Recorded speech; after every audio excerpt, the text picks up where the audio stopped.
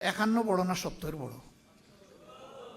আপনাদের দাবি যদি মেনেও নেই, কিভাবে ভোট পেয়েছেন সে বিতর্ক থেকে গেল ইতিহাসে। পাইছেন কি পান নাই, হিসাব কিভাবে মিলাইছেন জনগণ জানে। 3.5 ঘন্টা ব্ল্যাক আউট করে কি করা হয়েছে জনগণ বুঝে, এবং এর জন্য রাজসাক্ষীও পাওয়া গেছে, কোনো অসুবিধা নেই। ইতিহাস অবশ্যই এটাকে পর্যালোচনা করবে ইনশাআল্লাহ, এবং যার যার পাওনা সবাই সময় মতো পেয়েও যাবেন ইনশাআল্লাহ। এই 24কে স্বীকার করতে এত হীনমন্যতা কেন? এই 24 না হলে আজকে আমি এইখানে বক্তৃতা দিতে পারতাম না। এই 24 না হলে আজকে বিরোধী দল হতে পারতাম না, বিরোধী দলের নেতা হতে পারতাম না, এমপি নির্বাচিত হতে পারতাম না, পার্লামেন্টের মুখ দেখতে পারতাম না, ঠিক অনুরূপ ভাবে তারেক সাহেব প্রধানমন্ত্রী হতে পারতেন না।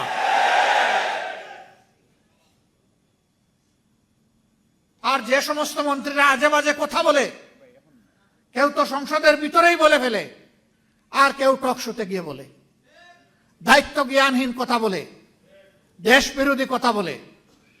আমরা যখন সংসদে এই বিষয়গুলো তুলে আনি, তখন বলা হয় এগুলা সংসদের বাইরের ব্যাপার। আবার আমাদেরকে যখন আঘাত করা হয়, তখন শুধু সংসদের বাইরের ব্যাপার না, আধা শতাব্দী আগের বিষয়গুলো নিয়ে আসা হয়। চিংড়ি মাছের জীবন, লাফ দিলে পিছনের দিকে যায়, সামনে রাস্তা খুঁজে পায় না। এই জাতি আগাবে কিভাবে? আমরা সবসময় বলে আসি যে আসেন সামনাটা দেখি, এগিয়ে যাই। যেই অঙ্গীকার নিয়ে 24 হয়েছে সেই অঙ্গীকার বাস্তবায়ন করি, বড় কিছু নয়। এই যুবকেরা চেয়েছিল একটা বৈষম্যহীন সমাজ, চেয়েছিল সকলের অধিকার নিশ্চিত হোক, তারা চেয়েছিল বাংলাদেশ থেকে দুর্নীতি দূর হোক, তারা চেয়েছিল চাঁদাবাজদের কবলে পড়ে জাতির যে জেরবার অবস্থা, এখান থেকে জাতি মুক্তি পাক। তারা চেয়েছিল আদালতে গেলে মানুষ যেন ন্যায় বিচারটা পায়। এই তো এতটুকু। তারা তো কারো কাছে ভিক্ষা চায়নি। তারা বলেছে আমাদের যোগ্যতা অনুযায়ী আমাদের হাতে কাজ তুলে দিতে হবে। আজকে অনেক বড় বড় কথা আমরা শুনছি বিভিন্ন দিক থেকে, কিন্তু কাজের বেলায় আমরা এটা খুঁজে পাই না।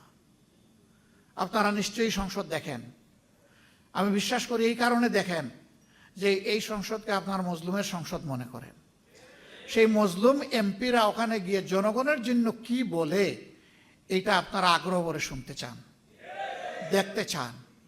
আপনারা মূল্যায়ন করবেন আপনাদের বিবেকের পর্দায়, এ গভীর বিশ্বাস আমাদের আছে।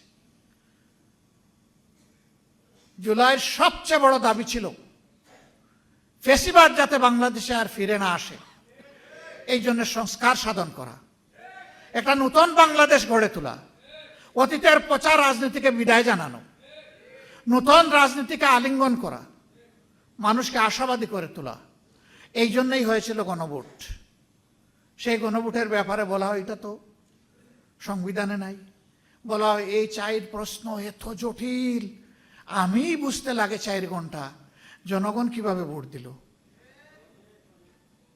কেন? এই 4 প্রশ্ন তো 17 দিন আগে থেকে প্রচার করা হয়েছে, সকল মিডিয়া খুলাসা করা হয়েছে, গোপন রাখা হয়নি।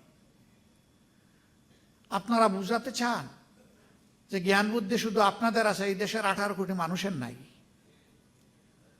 তা তো মানুষকে আপনারা অপমান করছেন।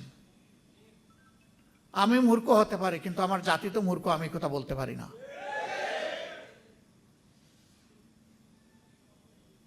সম্মানিত ভাইয়েরা, 4 প্রশ্ন জাতি যদি না বুঝে তো 31 প্রশ্ন বুঝে কিভাবে?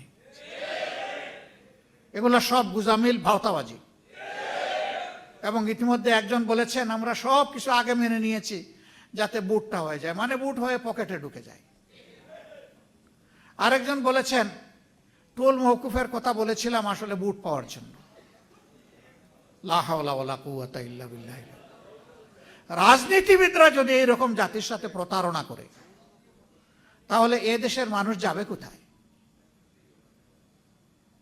যারা দেশ চালাবে, দেশের জন্য আইন এবং নীতি তৈরি করবে, তাদের মিনিমাম একটা নৈতিক মানদণ্ড থাকা উচিত। ইলেকশনের আগে তারাও বললেন, আমরাও বললাম, সবাই গণভোটে হা বলুন। জনগণ 70 ভাগের মতো হা বলল। এখন তারা বলেন যে 51% মানুষ আমাদেরকে রায় দিয়ে পাঠিয়েছে, আমরা এটা মানব না কারণ আমরা সংখ্যাগরিষ্ঠ। তো 51 বড় না 70 বড়? আপনাদের দাবি যদি মেনেও নেই, কিভাবে ভোট পেয়েছেন সে বিতর্ক থেকে গেল ইতিহাসে। পাইছেন কি পান নাই, হিসাব কিভাবে মিলাইছেন জনগণ জানে। 3.5 ঘন্টা ব্ল্যাক আউট করে কি করা হয়েছে জনগণ বুঝে, এবং এর জন্য রাজসাক্ষীও পাওয়া গেছে, কোনো অসুবিধা নেই। ইতিহাস অবশ্যই এটাকে পর্যালোচনা করবে ইনশাআল্লাহ, এবং যার যার পাওনা সবাই সময় মতো পেয়েও যাবেন ইনশাআল্লাহ।